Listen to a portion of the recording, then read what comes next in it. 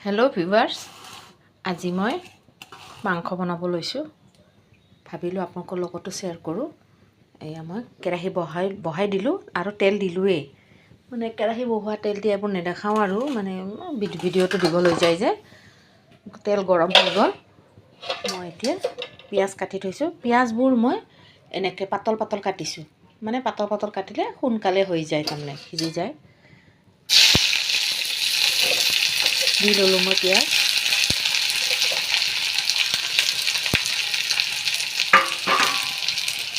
পিঁয়াজ দি লৈছোঁ। পিঁয়াজ এতিয়া অলপ পালত কৰি দিম আৰু পিঁয়াজ মই ব্ৰাউন কালাৰ হোৱালৈ ভাজিম।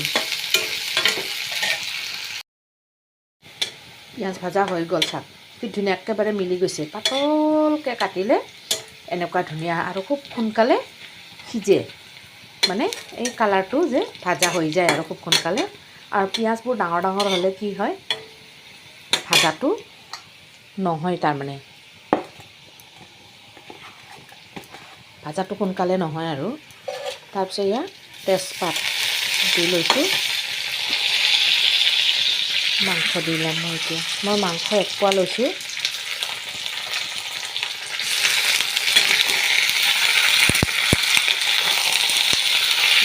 অলপ কৰি দিওঁ, লগতে হালধি দি লৈছোঁ।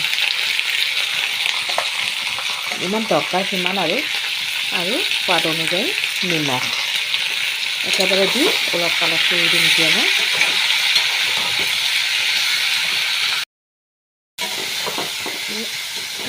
মাংস ভাজা হৈ গ'ল মোৰ। এতিয়া মই আলু দি লওঁ। দুটা আলু কাটি থৈছিলোঁ, সেই আলু দি লওঁ।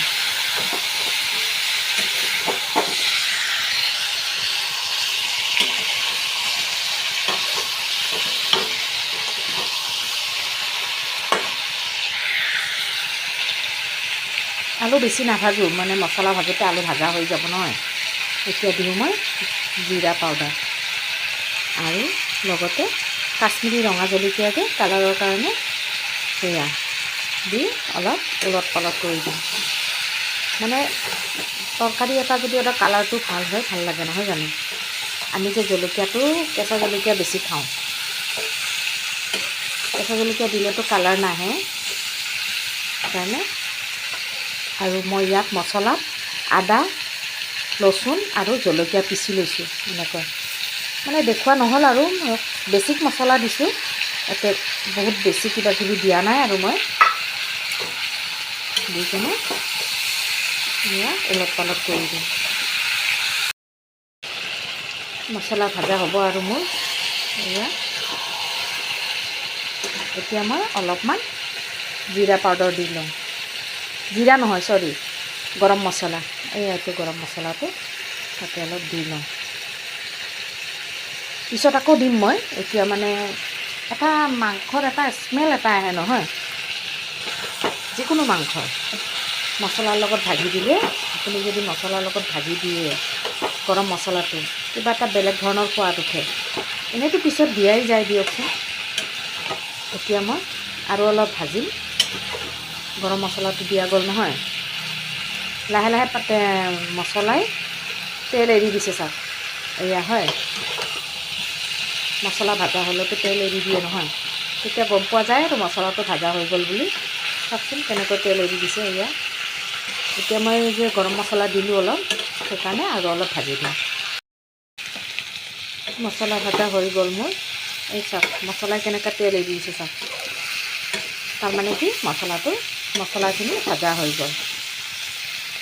মই যে আগত মাংস দিয়াৰ সময়ত যে মই আলু দিয়া নাই, আলু ভাজা নাই, কিয় জানেনে? একেবাৰে গলি যায়।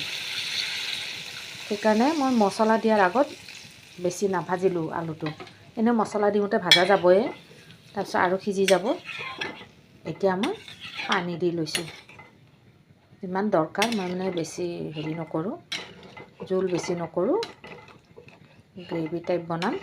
সেইকাৰণে মই কম পানী দিছোঁ। এতিয়া আপোনালোকে প্ৰয়োজন অনুযায়ী দিব।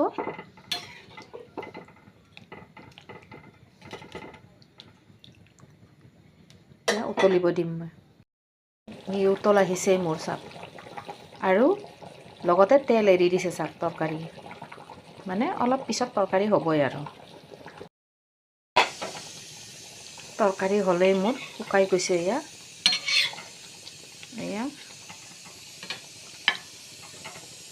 আলু সিজি গৈছে চাওক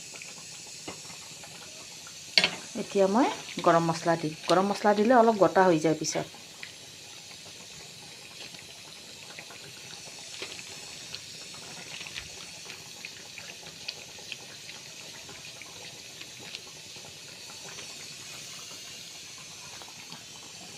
এনেকৈ গৰম মছলা দি বেছি নিদিওঁ মানে এটা বেছি গৰম মছলাৰ গোন্ধ উঠিলে ভাল নালাগে নহয় এতিয়া অলপমান গৰম মছলা দিয়াৰ পিছত উতলিব দিম ভালদৰে মই জুই কমাই কাৰণে দিলোঁ গৰম মছলাটো হাতত ছিটিকিব যে নহ'লে এতিয়া চাব তেল কেনেকৈ ভাহি উঠে মোৰ তৰকাৰী হৈ গ'ল চাওক গ্ৰেভি হৈছে আৰু তেল কেনেকৈ এৰি দিছে চাওক এইবিলাক দেখিছে এইবিলাক কেনেকৈ তেল এৰি দিছে ইয়াত দেখিছে তাৰমানে তৰকাৰীটো হৈ গ'ল মানে আৰু শুকালে শুকাব পাৰোঁ কিন্তু এতিয়া ঠাণ্ডা হোৱাৰ পিছত আৰু অলপ শুকাই যাব তেতিয়া ধুনীয়া গ্ৰেভি হৈ যাব আৰু তেল এৰি দিছে কিমান গোটা হৈছে জোলটো চাওক দেখিছেনে এয়া কেনেকৈ গোটা হৈছে এতিয়া একেবাৰে শুকাই মানে এতিয়া অলপ দেৰি পিছত জোলটো ধুনীয়াকৈ টানি দিব আচ্ছা মই বনোৱা ৰেচিপিটো কেনেকুৱা লাগিছে বাৰু মাংসৰ ৰেচিপিটো ভাল লাগিছেনে ভাল লাগিলে লাইক কমেণ্ট ছাবস্ক্ৰাইব কৰি দিব লগতে শ্বেয়াৰ কৰিব নাপাহৰিব